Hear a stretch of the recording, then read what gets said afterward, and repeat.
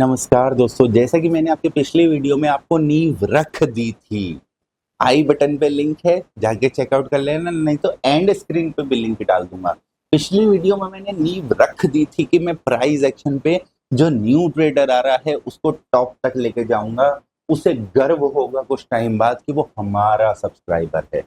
हमारे सब्सक्राइबर होने पे गर्व होगा क्योंकि पैसा खर्च नहीं कराते हम ट्रेंड करते हैं और हमारा ट्रेंड करा हुआ सब्सक्राइबर फेल नहीं हो सकता। आओ आज से हम प्राइस एक्शन को समझेंगे। आपको बेसिक से एडवांस तक लेके चलूंगा, उसके बाद आप अपनी स्ट्रेटेजी को डेवलप कर पाओगे। आप अपनी स्ट्रेटेजी को खेल पाओगे, अपनी स्ट्रेटेजी में चेंजेस कर पाओगे। अगर आपने मेरा प्राइस एक्शन कर लिया है ना, अगर आप मेरे प्राइस एक्शन पे काम कर रहे हो तो आप अपनी स्ट्रेटेजी को खुद बना पाओगे, क्योंकि हम कुछ रूल्स में चलेंगे, हम कुछ रूल्स के साथ चलेंगे। मान लिया कि स्टॉक मार्केट में price action is an art, technical analysis is an art, लेकिन आर्ट के भी बेसिक्स तो होते हैं ना। वो बेसिक्स हम क्लियर करेंगे, फर्दर आगे चलना आपका काम। प्रॉब्लम आए हम बैठे हैं, इतना ही तो कर सकता हूँ ना कि आपकी प्रॉब्लम के लिए मैं बैठा हूँ, लेकिन आपको कदम तो आगे बढ़ाना पड़ेगा। आपको ए लिखना तो बता सकता हूँ, लेकिन सेंटेंस आपको खुद बनाना पड़ेगा। आपको प्रॉब्लमैटिक सेंटेंस खुद बनाने पड़ेंगे। वही काम आज हम इस वीडियो में करने आए हैं। प्राइस एक्शन का बेसिक सीखते हैं कि स्ट्रक्चर मार्केट में कैसे होते हैं, या मार्केट में किस तरीके का बिहेवियर होता है। हमारा जो सारा कॉन्सेप्ट है, हमारा मेरा बनाया हुआ जो प्राइस एक्शन का कॉन्सेप्ट है, वो दो चीजों पे टिका हुआ है।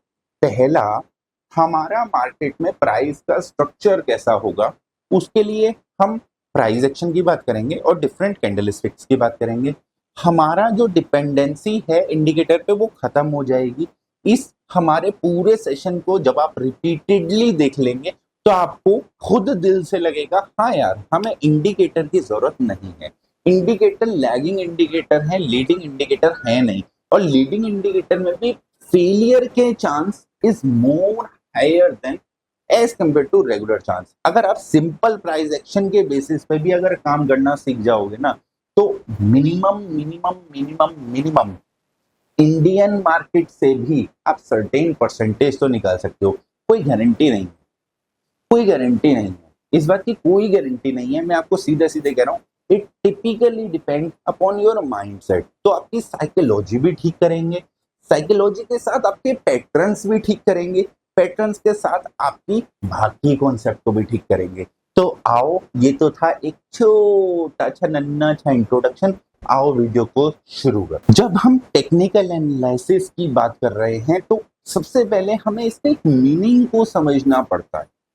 हम कोई भी चीज पढ़ने जा रहे हैं या कोई भी चीज देखने जा रहे हैं, आप बिगिनर हैं, आप एक्सपर्ट लेवल हैं, आप प्रॉफिटेबल हैं, आप लॉस मेकिंग हैं, या कोई भी हैं, तो आपको ये समझना पड़ेगा कि आप एक चीज को जब समझने जा रहे हैं तो हम स्क्रैच से लेके चलेंगे। मैं ये मान के चलूंगा आप दूध पीते बच्चे हो, आपको इस मार्केट का कुछ भी नहीं पता। ठीक, अगर आप वहां से शुरू नहीं करोगे तो आप मेरे आगे के कॉन्सेप्ट में अटक जाओगे।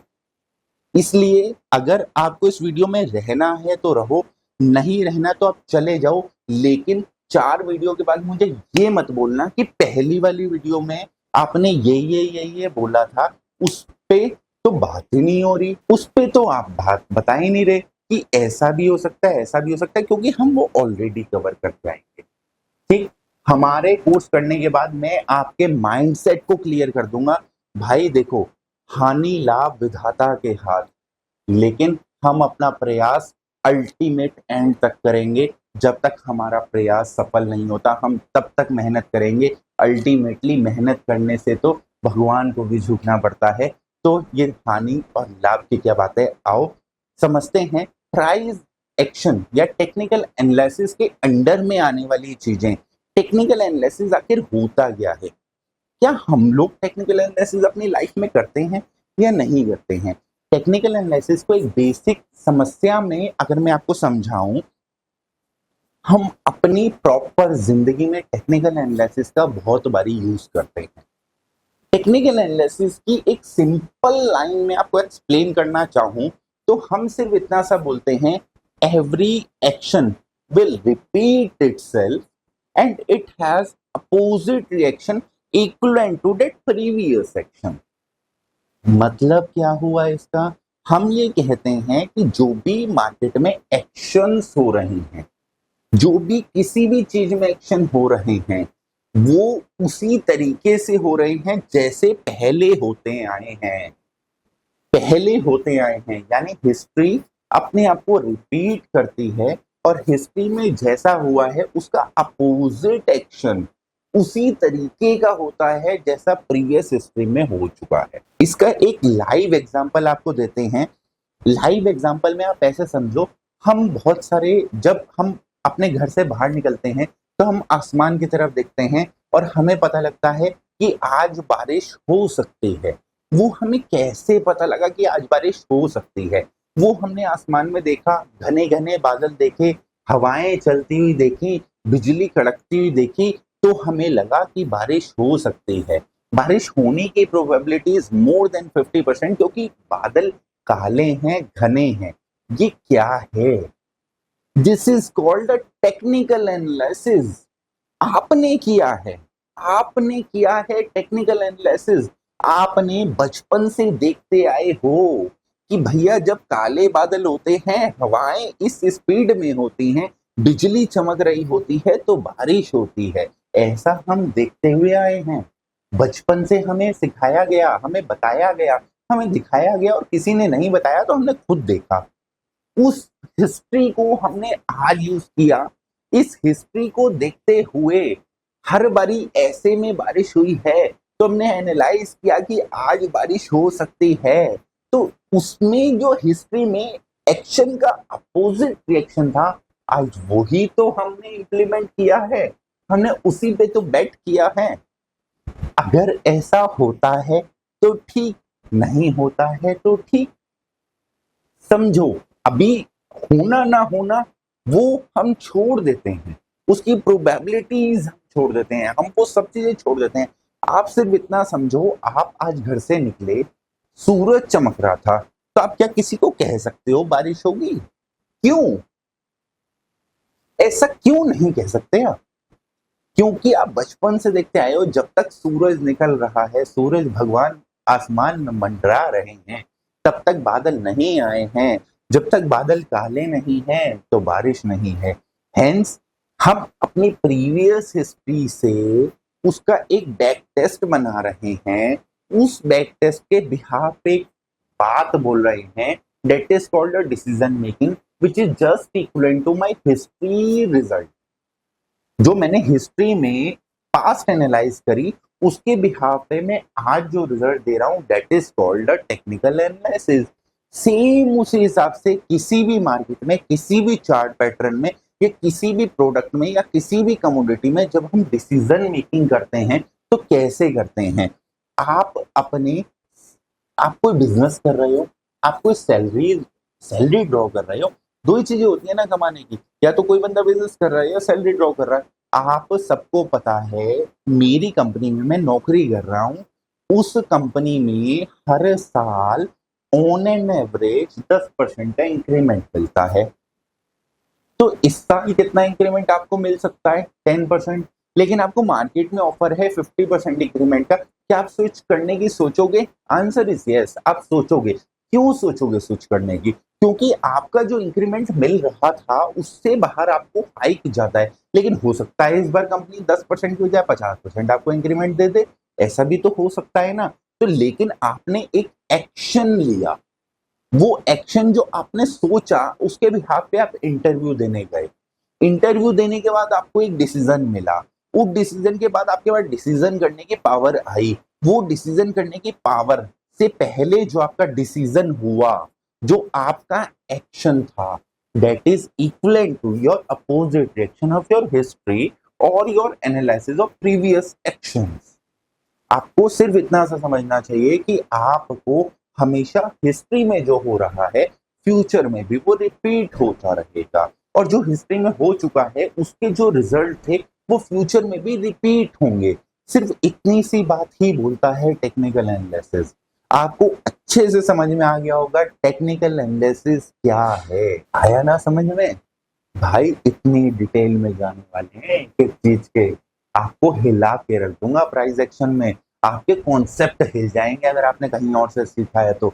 यहाँ पे हम जो बात करने आए हैं, हम सिर्फ इतनी सी बात करने आए हैं कि टेक्निकल एनालिसिस होता क्या है। आपका बेस पहले क्लियर होगा। एक बेस जब तक क्लियर नहीं होगा, हमेशा याद रखना, एक बिल्डिंग को खड़ा करने के लिए, बिल्डिंग चाहे 25 मंजिली हो या 50 मंजिली हो या बुर्ज खलीफा हो, अगर उसका बेस ही स्ट्रांग नहीं है तो बिल्डिंग गिरेगी, वो बिल्डिंग गिर जाएगी। तो आपको बेस बनाना पड़ेगा। टेक्निकल एनालिसिस एक सिंपल मीनिंग कहता है जो हिस्ट्री में हुआ है उसी के रिजल्ट को हम प्रेजेंट में होने वाली चीजों को मैच करके उसके रिजल्ट से प्रिडिक्ट कर देंगे, यानी रिप्लिकेट कर देंगे, यानी ऐसा हुआ था तो ऐसा ही होगा।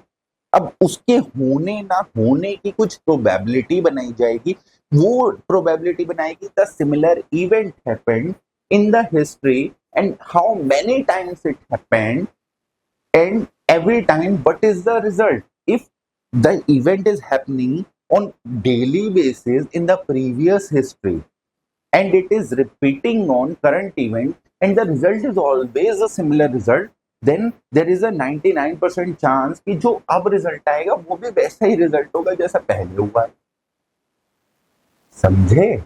यानी कि आप इसको ऐसे समझो कि भैया जब भी घने घने बादल होते हैं और उस बादलों में बिजली कड़कती है, ऐसा 90% जब भी हुआ है, तो जो रेन आई है वो लगभग इतनी आई है कि हमारा हाफ रैम्प, जो हमारे घर के बाहर रैम्प होता है वहां तक पानी आ जाता है, उसके आधे तक।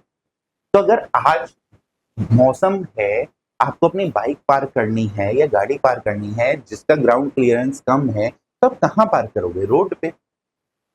रोड पे पार्क करोगे या रैंप के ऊपर चढ़ा के पार्क करोगे कि जब ये बारिश आने वाली है तो मेरी गाड़ी का ग्राउंड क्लियरेंस कम है तो वो गाड़ी के अंदर पानी ना आ जाए? करोगे ना ऐसा? What is that mean? कि भैया 90% चांस है, हुआ या नहीं हुआ, 90% चांस है कि ऐसा होने वाला है।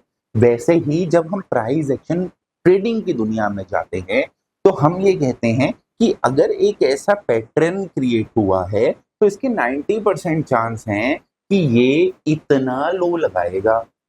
वो रिजल्ट कहाँ से आया? वो रिजल्ट प्रीवियस हिस्ट्री से आया। वो परसेंटेज कहाँ से आई? वो प्रीवियस हिस्ट्री से आई। उसका एक्शन होना चाहिए या नहीं होना चाहिए, या तो उस परसेंटेज पर डिपेंड करेगा ना। भाई यहाँ पे अगर बादल काले नहीं हैं तो क्या आप ये अपनी एक्शंस करोगे? Answer is no. आप ये एक्शन नहीं करोगे। क्यों? क्योंकि काले बादल नहीं है। जब काले बादल नहीं होते तो हमारा रैंप गीला नहीं होता, हमारा रैंप नहीं आता। लेकिन कई बार ऐसा होता है कि कोई ऐसा इवेंट है जो हमने देखा नहीं लेकिन हो रहा है, तो उसमें क्या हम सिर्फ एग्जिट करने की, बचने की कोशिश करते हैं या उस इवेंट में कूद के दुनिया को बचाते हैं? आंसर है सिर्फ उसमें हम अपने आप को सेव करने की कोशिश करते हैं। इसी को हम कहते हैं कि जब कोई बड़ा इवेंट हो रहा होता है मार्केट में तो उसमें आपको बचना है, आपको सिर्फ बच के बैठना है, आपको सिर्फ शांत बैठना है, आपको नहीं कूदना है, आपको नहीं कूदना है। ये है पूरा टेक्निकल एनालिसिस। यहाँ से हमारा एक बेस शुरू होगा कि हिस्ट्री विल रिपीट इटसेल्फ। अगली वीडियो में हम बात करेंगे how many type of structure in the market. There is only 3 type, लेकिन 3 टाइप में ही आप मजा खा जाओगे। अभी तो हम चार्ट पे आए नहीं, अभी चार्ट पे आएंगे तो आपको और भी मजा आएगा। अभी के लिए इतना।